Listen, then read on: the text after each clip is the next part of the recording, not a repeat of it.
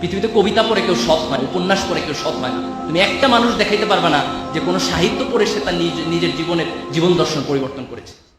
সাহিত্য পড়ে জীবন দর্শন পরিবর্তন করার মতো অসংখ্য লোক আছে ইতিহাসে, এবং সাহিত্য পড়ে একটা মুক্তিযুদ্ধ হয়েছে আমাদের এখানে, একটা ব্রিটিশ বিরোধী আন্দোলন হয়েছে। সাহিত্য পড়ে মানুষ, জহির রায়হানের মতো মানুষের সাহিত্য পড়ে, মুনির চৌধুরীর মতো মানুষের নাটক পড়ে আমাদের পুরো জীবন দর্শন, আমাদের পুরো অখণ্ড বাংলাদেশের স্বাধীনতা শুরু হয়েছিল সাহিত্য, কবিতা, আবৃত্তি দিয়ে। কি বলতেছেন ইনি? কবি নজরুলের মতো কবি শুধুমাত্র কবিতার মাধ্যমে ব্রিটিশদের কাছ থেকে, ব্রিটিশদের বিরুদ্ধে যে পরিমাণ আন্দোলন তৈরি করেছেন শুধুমাত্র কবিতার মাধ্যমে, তো তার বিভিন্ন কবিতা, উপন্যাস, গল্পের মাধ্যমে আমরা সেটা দেখতে পাই যে সাহিত্য পড়ে কিভাবে আসলে সাহিত্য, কবিতার মাধ্যমে সারা জাতিকে উজ্জীবিত করা যায়। উনি কি বলতেছেন? পিপল দেখাতে পারবেন the history of the world, যারা ধর্মগ্রন্থের কারণে, ধর্মীয় বিশ্বাসের কারণে তার নিজের জীবনের সততা। আপনি মিলিয়ন পিপল দেখাতে পারবেন যারা শুধুমাত্র ধর্ম এবং ধর্মের কারণে হাজার হাজার লক্ষ লক্ষ মিলিয়ন মানুষ মেরেছে। আপনি দেখাতে পারবেন যে চেঙ্গিস খান, আপনি দেখাতে পারবেন হিটলার, আপনি দেখাতে পারবেন মুঘল সম্রাট, আপনি দেখাতে পারবেন যে আরবরা বিভিন্ন জায়গায় গিয়ে ধর্মকে কেন্দ্র করে, ধর্মকে পুঁজি করে, খ্রিস্টান মিশনারিজরা বিভিন্ন জায়গায় গিয়ে পুঁজি করে ল্যাটিন আমেরিকার গণহত্যা থেকে শুরু করে সব রকম গণহত্যা করেছে। আপনি দেখাতে পারবেন, আপনি একজন কবি সাহিত্যিক দেখাতে পারবেন না, একজন সাহিত্যিক দেখাতে পারবেন না যে শুধুমাত্র সাহিত্যের কারণে, কবিতার কারণে লক্ষ লক্ষ কোটি মানুষ মেরেছে, জেনোসাইড করেছে। একজনও দেখাতে পারবেন না আপনি যে একজন কবি, একজন সাহিত্যিক অন্তত গত 500 বছরের ইতিহাসে দেখাতে পারবেন না যে একজন কবি সাহিত্যিক একটা জেনোসাইড করেছে, মাস মার্ডার করেছে, অথবা লুণ্ঠন করেছে, হত্যা করেছে, মাস পিপলকে শোষণ করেছে। একজন যে ব্যক্তি যে মসজিদে যায়, যে যায় না তার চেয়ে সে ভালো মানুষ, যে মন্দিরে যায়, যে যায় না তার চেয়ে। ওই যে হুমায়ুন আজাদ একটা কথা বলেছিলেন যে মসজিদ ভাঙে ধার্মিকরা, মন্দিরও ভাঙে ধার্মিকরা, যারা কোনো কিছুই ভাঙে না তারা কোনো কোথাও যায় না। আসলে স্ট্যাটিস্টিক্স এটা মোটেও বলে না। বাংলাদেশের মতো জায়গার মধ্যে যেখানে 95% মানুষ নামাজ পড়ে, ধরতে গেলে 95% মুসলমান দেশ, সেখানে Bangladesh mostly corrupted country in the world. আপনি যদি ল্যাটিন আমেরিকার কথা ধরেন, আপনি যদি স্ক্যান্ডিনেভিয়ান দেশগুলোর কথা ধরেন, আপনি যদি সুইডেনের কথা, জাপানের কথা, এগুলোতে মানুষ নামাজ কালাম পড়ে না, অ্যাথিস্ট, নাস্তিক মানুষ।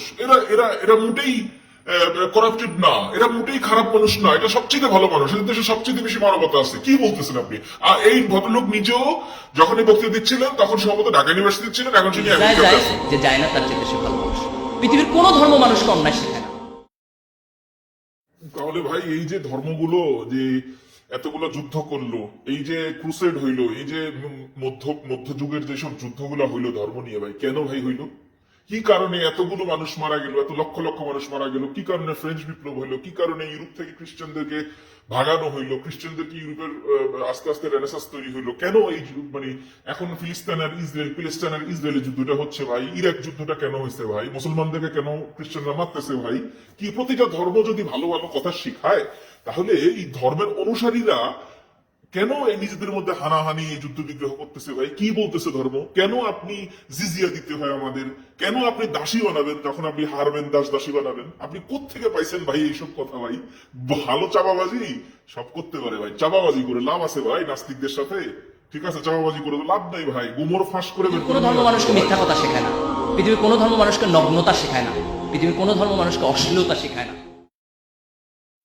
ইসলামে আছে যে যে মুমিন অন্য মুমিনের মিথ্যা কথার কথা বলবে না, অপরাধ ঢেকে রাখবে, সে আখিরাতে পুরস্কার পাবে। সুতরাং এটা তো 100% বলে যে মিথ্যা কথা, আপনার যে মুমিন ভাই আছে তার মিথ্যা কথা, তার আকাম কুকাম আপনি ঢেকে রাখুন, তাহলে আপনি আখিরাতে পুরস্কার পাবেন। নগ্নতা, অশ্লীলতার সংজ্ঞা কি? আফ্রিকার বুঙ্গা গর্ডের কাছে, আফ্রিকান সিভিলাইজেশনে যে ধর্ম তৈরি হয়েছে সেই ধর্মতে তারা খালি গায়ে থাকতে বলে, সেই ধর্মের নিয়ম অনুযায়ী।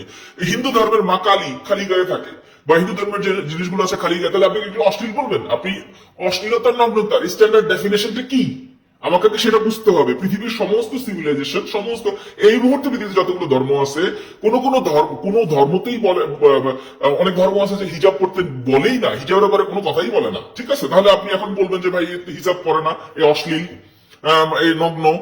কোন ধর্মে জিন্স প্যান্ট পড়তে কোনো সমস্যা নাই, আপনি বলবেন সেটাও নগ্ন। আরে ভাই এটা কি? ধর্মের কাছে ফিরে যাও। একটা ধর্মহীন সমাজ করে আমরা মানুষের সমাজ বানাতে পারবো না। আজকে পাশ্চাত্য সমাজ তো মানুষের সমাজ নাই।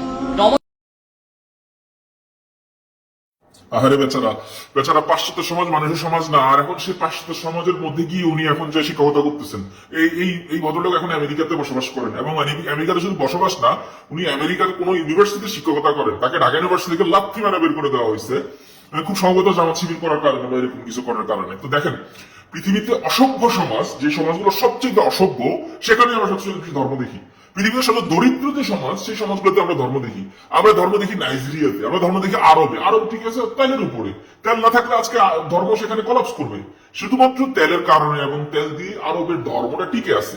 পৃথিবীতে সবচাইতে অধার্মিক সমাজগুলো সবচাইতে সভ্য সমাজ, যেখানে মানবতা আছে, যেখানে মানুষের কথা বলার অধিকার আছে, সেখানে মানে সবচাইতে যেখানে ফোবিয়া বেশি, যেখানে মানুষের ইনটলারেন্স বেশি, সেগুলোই সবচেয়ে ধার্মিক সমাজ।